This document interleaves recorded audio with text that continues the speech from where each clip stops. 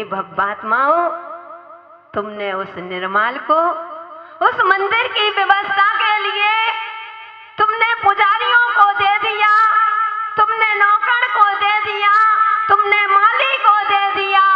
ऐसा निर्माल कहाँ जाओगे? कुछ तो सोचो जरा। क्यों आंख खोल करके, कम से कम आंख खोल करके अभी तो जियो। मंदिर के ट्रस्ट बन गई, इतना पैसा मंदिर का आ रहा है, कोई हिसाब नहीं, रखते जा रहे हैं उनके घर में, उनके पास में रखा हुआ है। कितना वो बैंक में डाल रहे हैं, कितने का ब्याज चल रहा है, क्या चल रहा है, कुछ पता नहीं। वो कहते हैं जीवन का भरोसा नहीं है कि 9 सेकंड के भी पता नहीं कि हम चले जाएंगे। ओबे चले गए, कौन मंदिर का हिसाब है क्या कि मंदिर का पैसा कहाँ जा रहा है, किस स्थान पर रखा है? तुमने तो अच्छा समझ करके रख दिया था, मंदिर का पैसा दे दिया था, और जाकर के उन्होंने क्या किया? ब्याज में पैसा चल रहा है। बंधु ध्यान रखना, दोस्त किसको किसकी कहाँ की यात्रा चल रही है, और नरक गति में जा रहा है, और वह ब्याज का पैसा पता नहीं वह जुआड़ी का है कि शराबी का पैसा है, किसका पैसा है? कौन तुम्हारे पैसा को ऐसा लगे, किसके यहाँ पैसा गया है, किस क्षेत्र में पैसा वह लगा रहा है, इसका भी ध्यान रखना चाहिए। इसलिए भव्यात्माओं भूल करके कहते हैं कि जो इतनी सी भी जिसकी नीयत खराब होती है, एक निर्माल का एक दाना खाने में कहते हैं 60,000 वर्ष तक विष्टा के कीड़ा बनना पड़ते हैं। आगम कहता है, कहते श्रवण बेलगोला में गए हो, श्रवण बेलगोला तो उस पर्वत पर लिखी है कि जो निर्माल का एक दाना खाता है उसको 60,000, 60 वर्ष नहीं 1000 वर्ष, 60,000 वर्ष विष्टा के कीड़ा होना पड़ते हैं, कुकरी बनते हैं, सुकरी बनते हैं। इसलिए भव्यात्माओं कभी हो अगर स्थिति ऐसी आ गई है, पैसा नहीं है, तो पानी पी करके सो जाना। शेर के मुख में जाओगे तो एक ही पर्याय खराब होना है, सर्प डस लेगा, एक ही पर्याय खराब होगी। अगर तुमने मंदिर का निर्माल का एक दाना भी तुमने खा लिया तो भाव भाव में तुमको भटकन होगी, भाव भाव में तुम्हारी पर्याय खराब हो जाएगी। इसलिए ध्यान रखना, निर्माल का मतलब ऐसा नहीं कि पैसा ही। अगर आपने मंदिर का बोलियां ली है, डाक ली है, उसी वक्त तुमको दे देना चाहिए। नहीं है तो पहले से ही कह दो भैया हम इतने दिन बाद देंगे, और उसमें ब्याज सहित जितना उनका ब्याज है उतना सहित मंदिर में दे देना। कोई अध्यक्ष जी को नहीं खाना वो पैसा, ना कोई मंत्री को खाना, ना कोषाध्यक्ष को खाना है, लेकिन तुम्हारे बंधु इसलिए ब्याज सहित दो। जो तुमने दिया है तुरंत दे देना। क्या पता, हमने वही बात बार बार आती है कि कल आएगा, यह तो निश्चित है, लेकिन कल हम होंगे कि नहीं होंगे इसका कोई निश्चित नहीं है। जीवन चलती हुई घड़ी कब रुक जाए रे, जीवन चलती हुई घड़ी कब रुक जाए रे, करती है टिक टिक ओहो करती है टिक टिक पर टिक ना पाए रे, जीवन चलती हुई घड़ी कब रुक जाए। तुम बंधु ये जीवन उस घड़ी के समान चल रहा है। इसलिए हे भव्यात्माओं कभी ऐसे पाप कर्म के उदय से अगर गरीबी आ जाए तो पानी पी करके सो जाना। नहीं है, अगर नहीं बच्चों का पालन पोषण कर पा रहे हो तो कटोरा ले लेना, भीख मांग लेना, वह अच्छा है, लेकिन भूल करके भी निर्माल का एक दाना मत खाना। बहुत सारे लोग होते, कहीं उल्टा मत ले लेना। कहते हैं माता जी ने एक दाना के लिए कहा था, कहीं ऐसा ना हो जाए कि वह राजा रोज वहां पर उसे पंडित को बुलाता था। इन पंडित जी को नहीं, जिन्हीं जाते हैं राजा के यहाँ, ये तो यहाँ प्रवचन करते हैं। तो वह राजा के वहां वह विद्वान जाता है और रोज प्रवचन व्याख्यान करता है। प्रवचन नहीं, कल भी बात चल रही थी कि अजय परमेष्टि के अलावा आगम में कहते हैं प्रवचन करने का अधिकार है ही नहीं। हम लोग तो आपको उपदेश दे रहे हैं। गुरु की आज्ञा से जितने भी मुनि राज हैं, जितने भी यारिका माता जी हैं, त्यागी व्रती हैं, अगर वे प्रवचन करते हैं तो बंधु वे गुरु की आज्ञा से करते हैं। वैसे आगम में प्रवचन नहीं। हम क्यों क्लास लेते हैं? हम प्रवचन नहीं कर रहे, हम तो क्लास को तुम्हें पढ़ा रहे हैं। हम तो रयण सार ग्रंथ पढ़ा रहे हैं, हम प्रवचन नहीं कर रहे। जो इसमें लिखा है हम आपको बता रहे हैं। तो बंधु वो उपदेश देने जाते थे। एक दिन उनको कहीं जाना पड़ा तो उनका बेटा भी विद्वान था। तो उसके बेटे से कह गया, बेटा आज राजा के सभा में जाकर के तुम उपदेश दे आना, मैं बाहर जा रहा हूँ। उन्होंने कहा ठीक है पिताजी, और वह पहुँच जाता है। और उसने जैसे ही सभा शुरू हुई उसने उपदेश दिया। उसने कहा जो एक बूंद शराब पीता है वह नरकों में जाता है। राजा को इतना गुस्सा आया, क्योंकि सत्य बड़ा कड़वा होता। आज मेरी बात भी सबको कड़वी लग रही हो। तो वह जैसे ही उसको गुस्सा आया उसने कहा सूली पर चढ़ा दो, क्योंकि बिना विवेक का। वैसे कान के कच्चे, बहुत सारे लोग ऐसे होते हैं कान के कच्चे होते हैं। तो उसने कहा कि अब क्या किया जाए, सूली की सजा।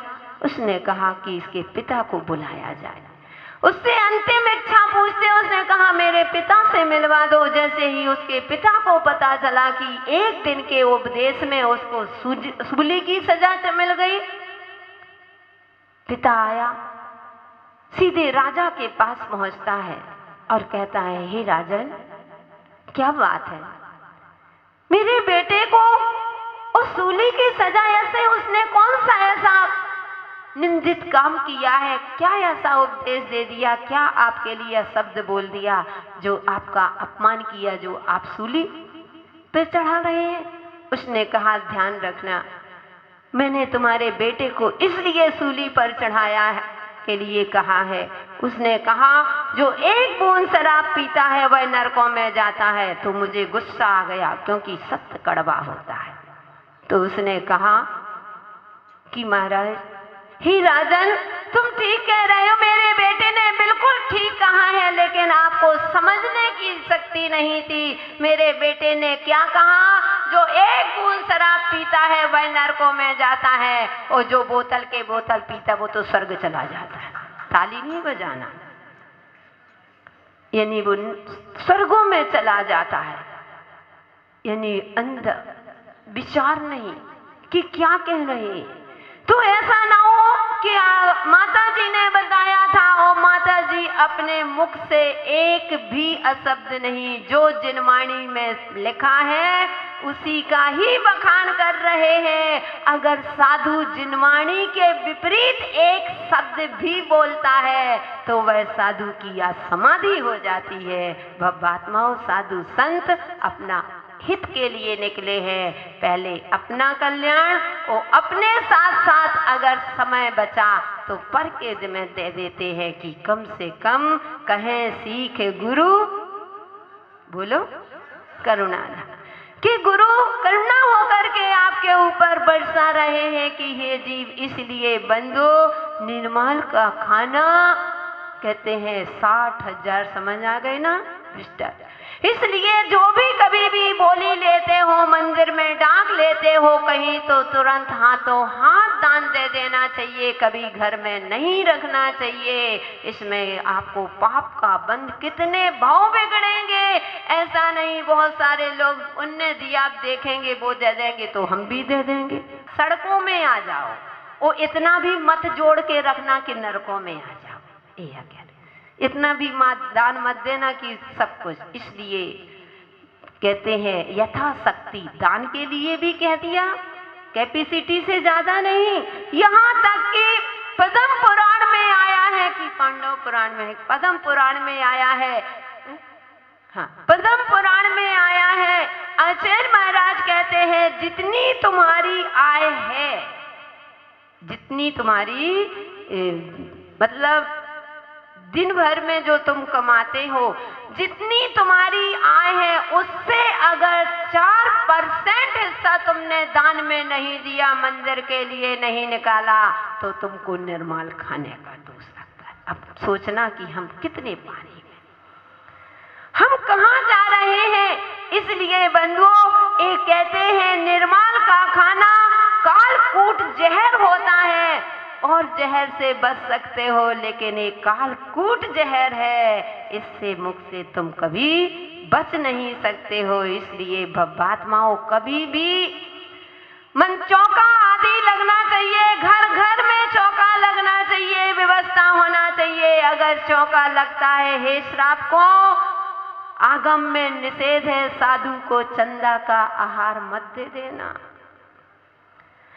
साधु को कहते हैं कि दूध मंगवाया और जाकर के चौके में बंटवा दिया, पता करो कि कहां से दूध आता है, समिति की तरफ से दूध आ रहा है। भैया ऐसा दूध मत पिलाना, ऐसा घी मत खिलाना कि कमेटी कहां से दे रही है, गुल्लक से निकाल करके मंदिर का दे रही है। इसलिए साधुओं के लिए चंदा के चौके में आहार करने का निषेध है।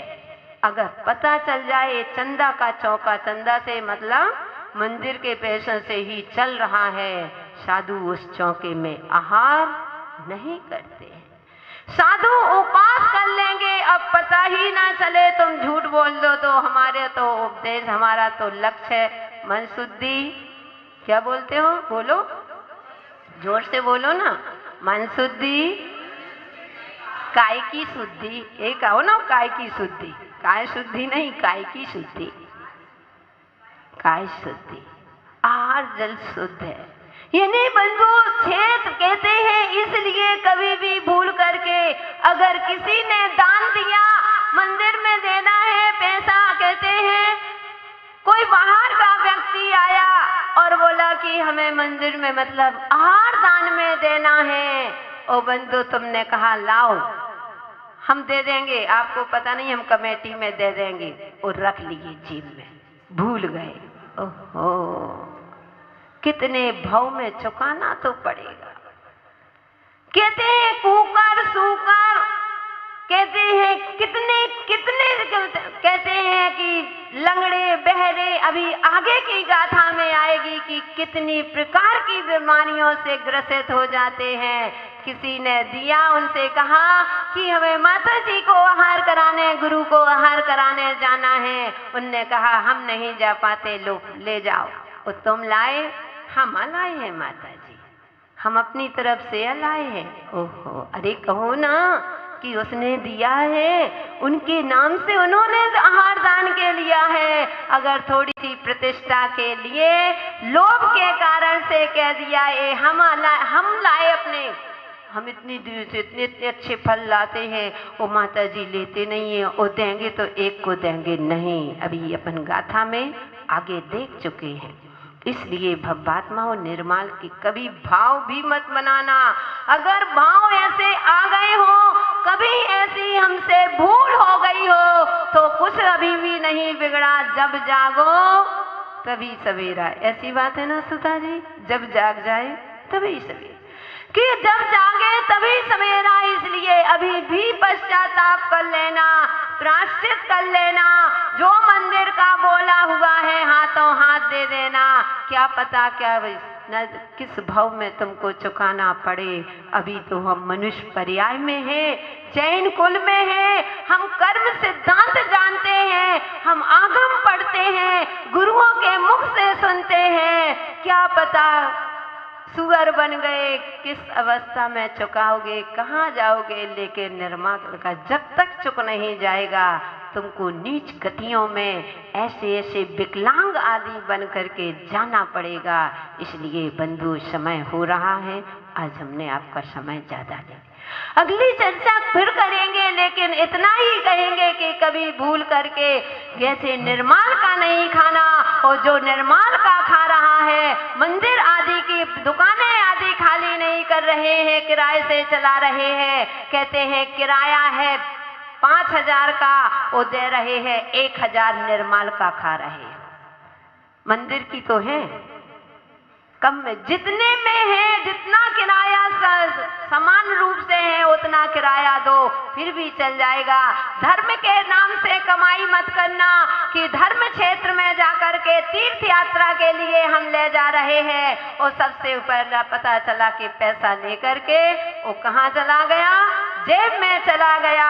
बंधुओं, भविष्य में देखना, कहते हैं देखा होगा हाथ से टपक रहा है, क्या टपक रहा है, कोढ़ हो गया। कितने भाव कोढ़ी बनना पड़ेगा, 7 भाव तक कोढ़ी बनना पड़ता है। टपक रहा है वो कोढ़ नहीं, कुष्ठ नहीं टपक रहा है। आगम कहता है उसने जिनेन्द्र भगवान के द्वारा जीर्णोद्धार में, पूजन में, अथवा रथ यात्रा में, पूजन यात्रा में, जिनायतों में जो भी धन दिया था उसका खाया था, इसलिए वो पाप टपक रहा है, उसका कोढ़ नहीं टपक रहा, कुष्ठ नहीं टपक रहा। इसलिए कभी भी भूल करके भी ऐसी गलती ना करें, और कर रहे हो तो सुधार कर लेना, पश्चाताप कर लेना, प्रायश्चित ले लेना। वो अपने जीवन को गुनगुनाते हुए जीवन जीना है, भुनभुनाते हुए जीवन नहीं जीना है, तभी जीवन सार्थक होगा। जय बोलिए महावीर भगवान की जय।